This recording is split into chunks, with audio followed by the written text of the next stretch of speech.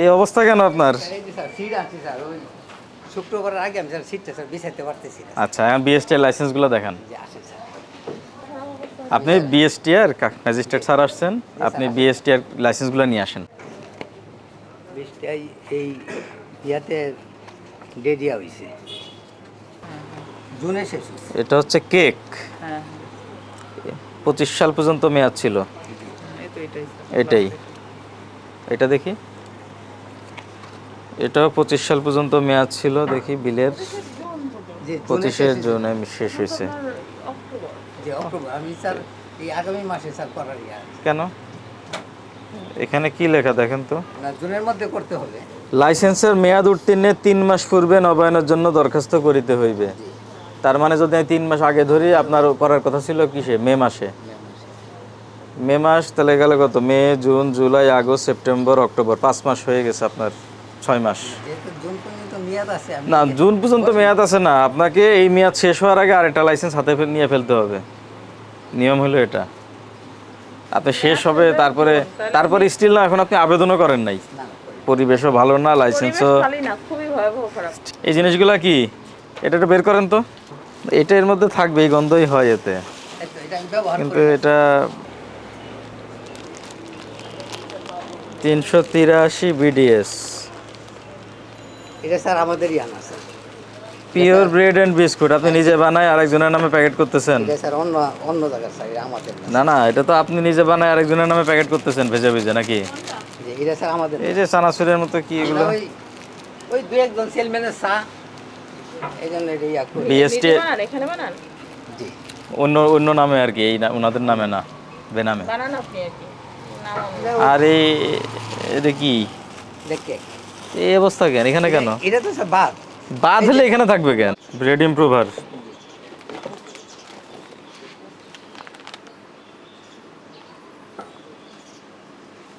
Pro cake, এটা কি ফুলানোর জন্য? এটা টেক্সচার জন্য। ও আচ্ছা, অ্যান্টি ফাঙ্গাল, বুঝছি। এটা হলো ইয়ে, কি বলে এটার, প্রিজারভেটিভ। কতটুকু দেন? এটা স্যার মিস্ত্রি হুম, এখন এগুলার 13/6/26 মেয়াদ আছে। মিট ফুড, চকবাজার, বস্তায় করে আনে, এনে প্যাকিং করে।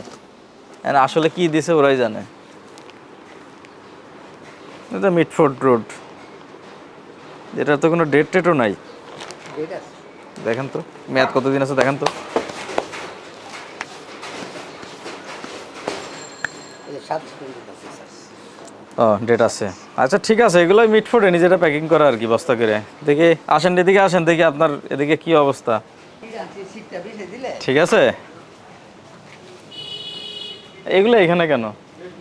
এগুলো থাকবে বাইরে বস্তায় করে, এগুলা স্যার কাজের পরে নিচে ফ্লোরের মধ্যে রাখছেন এগুলা। এই ময়লা তেল, মানে জীবনে তো পরিষ্কারও করেন না, কি অবস্থা।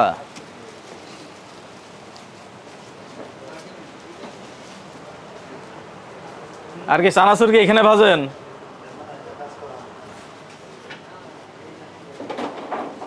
পানি স্যার।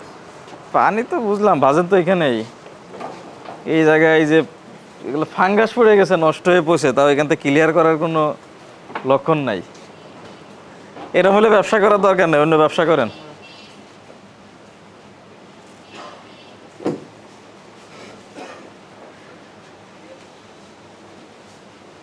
জীবনে তো মনে হয় আজ পর্যন্ত এগুলা কোনোদিন সাফ করেন নাই, দেখে যা বোঝা যাচ্ছে।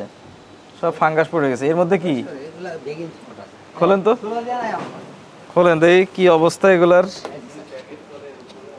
আচ্ছা লাগান, ওই পাশেরটা খোলেন। আপনার কৌটা কৌটা দেখেই তো জিনিস খাওয়ার রুচি চলে যাবে মানুষের।